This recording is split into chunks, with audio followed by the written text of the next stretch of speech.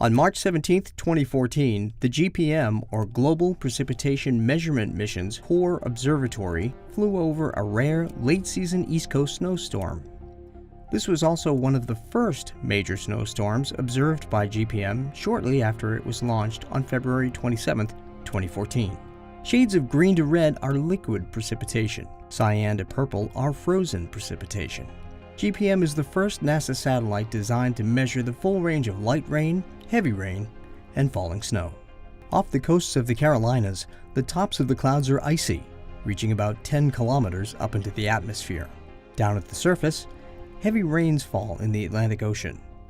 Farther north, over West Virginia, and Maryland, the postfrontal part of the storm has much lower cloud tops, and they are composed of snow, which falls at the surface.